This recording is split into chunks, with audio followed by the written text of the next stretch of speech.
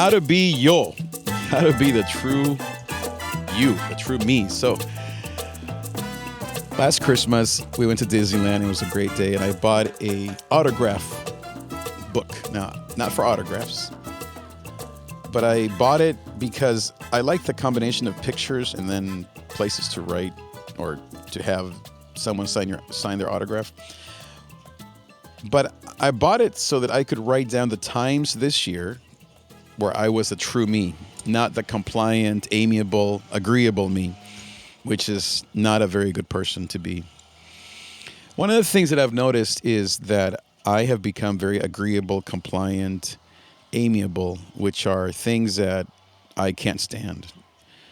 Sometimes you have to be, of course, diplomatic, always kind, and not be an eye for an eye person. But I know that I go too far the other way out of all bad habits, mostly fear and stuff like that, and failure and whatever. So I began to write. So I want to go over some of these things that are pretty interesting. Maybe they can help you in your journey to become the true you, become the authentic you. So in December of last year, I wrote a song called You Came Down. It was an Advent song, and I performed it at the Christmas concert. And you could say, well, what's the big deal? Well, it wasn't easy because there was no room. I had been some criticism had happened on my last song that I wrote and sang, and I was a little hesitant, too compliant, too amiable. Sorry about the lawn guy back there, if you can hear it. Too compliant. Instead of giving in to all those fears, I knew there was room. I said, I'll do my song. I didn't do just Silent Night. I did my song that I wrote, and it was a beautiful success. People loved it to this day. Just last week, someone said, that song, I'm still thinking about it, how beautiful it was. What else here? It says here, I did a beat for another song. So yeah, same thing. I think it was that same month, Christmas time. I think it was the kids or some sort of kids choir did Your Way's Better, the Forrest Frank song. Instead of using the actual track, I make beats. But it is somewhat complicated to play a beat live. You have to have a little bit of this, a little bit of that. But I did it. I thought, nope, I'm going to make my own beat. I know it's going to sound amazing, and I'm going to play it live. And I did, and the kids loved it, and the whole room was happy. It was a great day. Let's see. Talked about lights. I don't know what that is. I don't know what that is about lights. Something. And then what's the last one here?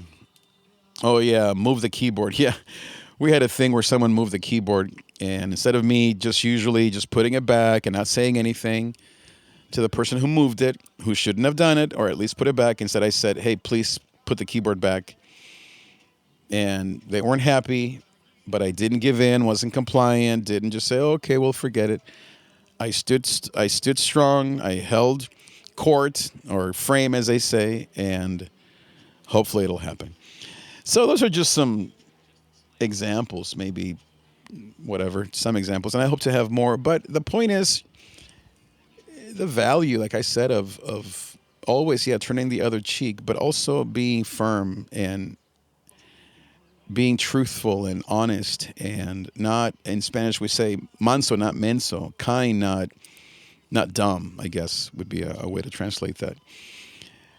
And maybe you feel like you're often being stepped on, and maybe I can recommend something like an autograph book or something where you can begin to track the times when you're compliant and you shouldn't have been. Like something happened to me last week when I was compliant and it was just lame. I shouldn't have been compliant. Maybe you write those down. That could be depressing, right? You could have like 50 of those for every one time that you were not compliant. But I don't know, keep track and begin to celebrate the times where you were firm and just and fair, and you spoke up, to begin to develop that muscle. Now, the thing that I've learned is the goal isn't to win. Sometimes it is. Sometimes you compromise. Sometimes You lose. Maybe it was on you. Maybe you moved the keyboard and you forgot. But the point isn't to win or to even, I don't know, to injure somebody, meaning the relationship, because those could be the fears. The point is to be yourself, to be authentically you, like this podcast talks about being yourself. Not mean, but not dumb, meaning in terms of the Spanish word menso. To be authentically you, to show up in the world, to be present, not perfect. Now, what keeps me from being present or speaking up? Fear, fear, fear, fear. What are they going to say? Am I going to get in trouble? I don't belong. I'm not strong enough. I'm going to say it and be nervous. They're going to have a better comeback. I'm not going to be able to come back to their comeback, all that stuff, things that have happened before. But I am overcoming all those concerns or all those obstacles and doing it anyway because I need to develop that muscle. So I share that because I wonder if maybe some of you out there have a hard time being bold, truthful, being present. I work at a church and school, and teachers seems to me, are very non-compliant. Now some are, but it seems like teachers or schools tend to draw more bold women, some men, but mostly women. And so I don't see a lot of compliant teachers, although there are some. It's a personality thing. It's not a job thing. It's just, again, personality and conflict style. I have all these books on conflict resolution. I just bought one yesterday. Something about, the Enneagram and conflict. And what I've read so far is, I guess, just understanding that there are, I think, 4 types of conflict resolutions or conflict people, or 4 ways in which people resolve conflict. And I forget that. I just read this last night, but I think it was something like, agreeableness and frustration. And also it talks about what triggers you. Are you triggered by performance? Are you triggered by dates or deadlines? Are you triggered by relationship? I think those are at least the 3.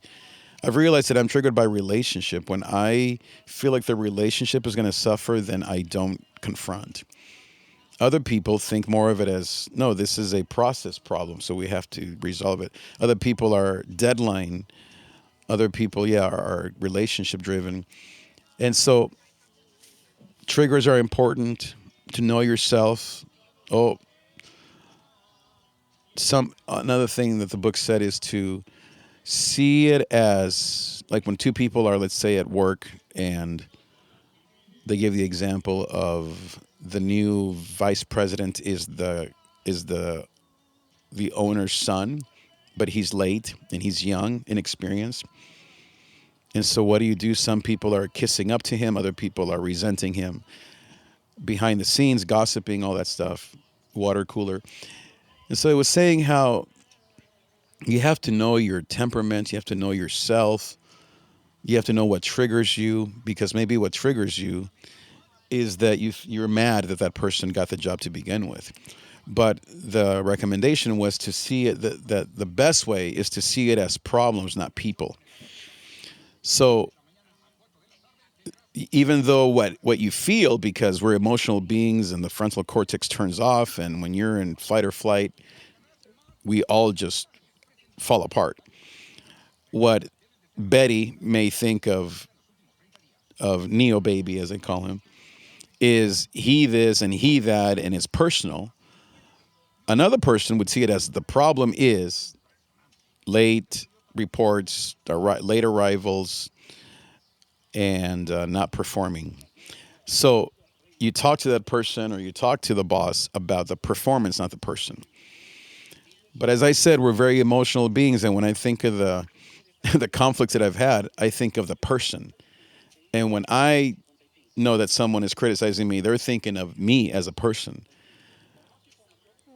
But the higher way to do this, or the best way, maybe the biblical way you could say, is to think of it as the problem or the project. And how can you and I both fix the problem? It's what I remember in counseling. I remember our counselor, I think it was before we got married, or maybe it was after we went to counseling, before and after. I think it was before. They threw a pillow between us and they said, okay, go fix the problem. And we said, what do you mean? But we're talking about are we going to live in a 1-bedroom or a 2-bedroom and pay 500 or 2,000? And she wants this and he wants that. So she said, no, look at the pillow. Now you both fix the problem. And the pillow is, what can we afford? How much do we make? What other expenses do we have? The pillow is impersonal, is the project. And my wife and I, we are the people. We're not against each other. We're not each other's enemies. We're both here to solve the problem. Easier said than done, right? Because again, the reptile mind, fight or flight gets triggered, and forget it. We turn against our own brother and mother, much less a roommate or a friend or a coworker. So these are things that you have to practice in the lab, at home, in the car, in prayer, with Jesus, confessing all of your reptile and my sins and regrets and habits. Habits, hurts, and habits. Habits, hurts, and what is it?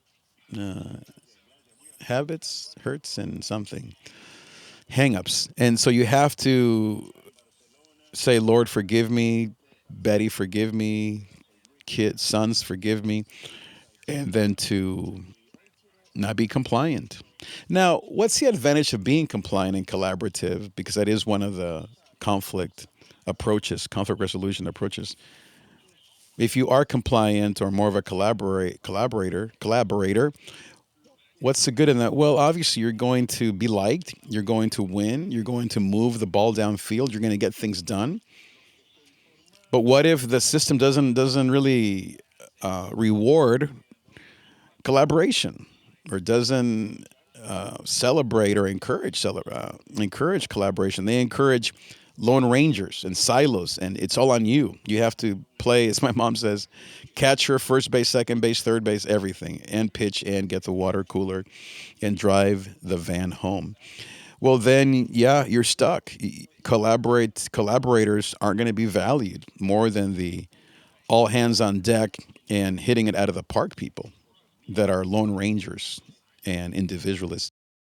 So as you think of how to be the true version of yourself, the best version of yourself, think about the balance between compliance and showing up as the true you. Maybe make a list or get a autograph book 2026 or something that works for you, and write down the times that you're being compliant when you know you shouldn't have been, versus the times where you knew to step up and you did.